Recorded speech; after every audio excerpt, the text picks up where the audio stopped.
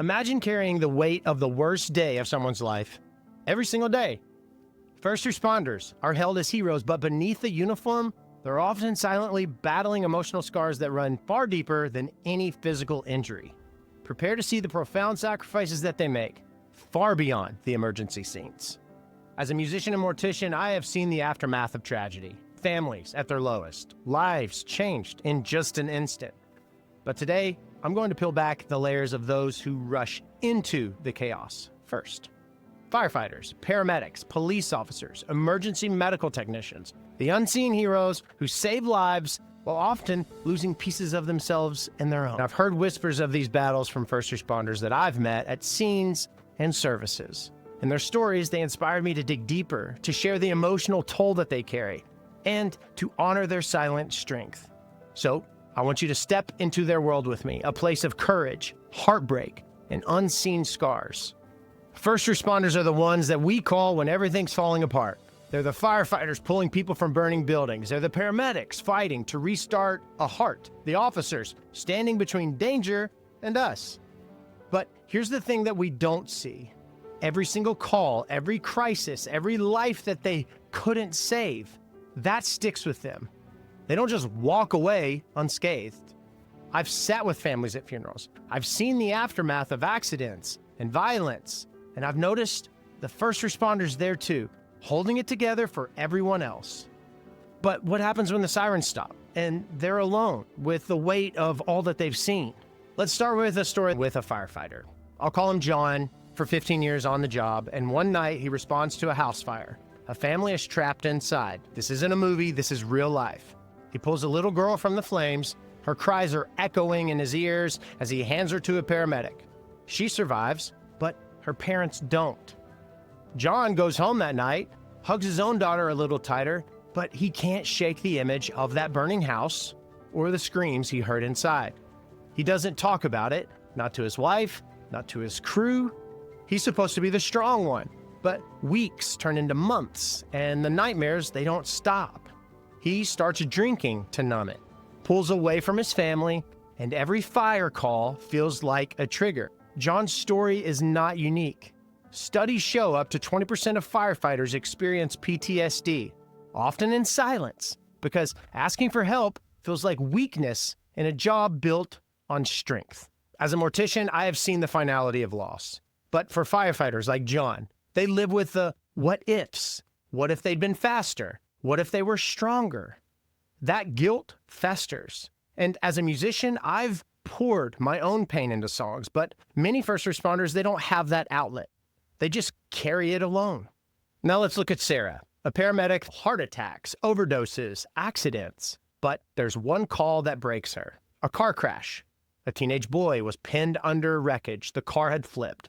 She fought for 30 minutes to save him, chest compressions until her arms burned. And his pulse, it never returned. She had to call it. And that night, she couldn't sleep. And every time she closes her eyes, she sees his face. And she starts second-guessing every decision that she made on that call and the calls that followed. Her anxiety spikes. She's irritable with the kids. She's saving lives, yes, but she feels like she's losing her own. Research backs it up.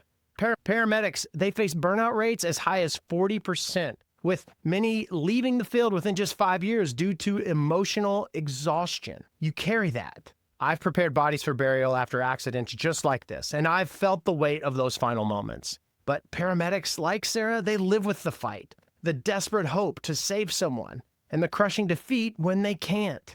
It's a battle that I could not imagine facing daily. Finally, there's Mike, a police officer. He spent a decade on the force and handled everything from traffic stops to violent crimes.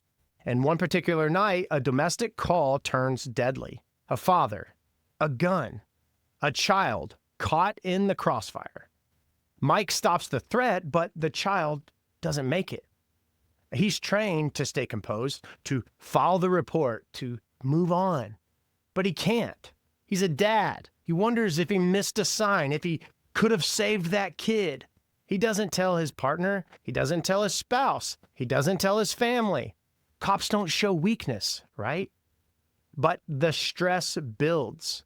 He becomes short-tempered, detached, Data shows over 15% of officers report severe depression.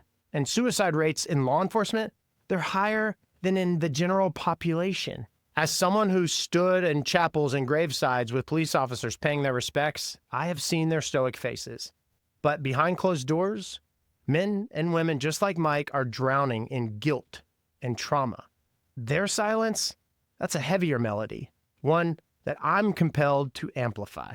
John, Sarah, Mike, these stories are echoes of thousands. First responders save us, but who saves them?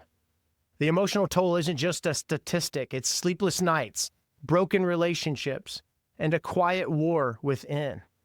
But these heroes, they often don't have that release. Their strength humbles me.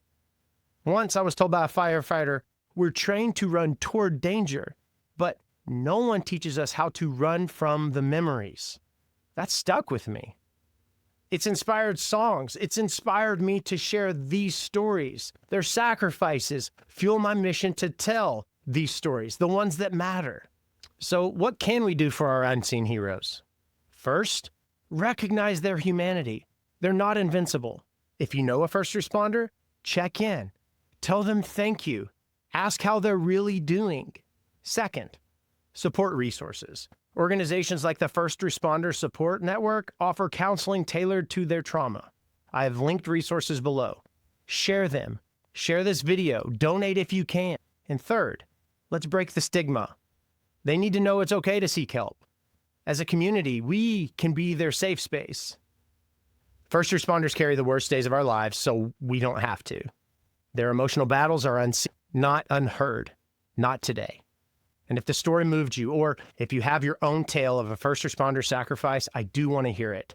Drop it in the comments below so that we can show our first responders just how much they mean to us. I'm watching, and I can't wait to read them. And one last note, if this video resonated, be sure to share it with someone who needs to hear it. Let's honor our first responders together. I appreciate you watching. I appreciate you being here. Be sure to subscribe. Be sure to click the bell to be notified when I release content like that. You are worthy to be loved. You are worthy to be cared for. Until next time, take care of yourselves.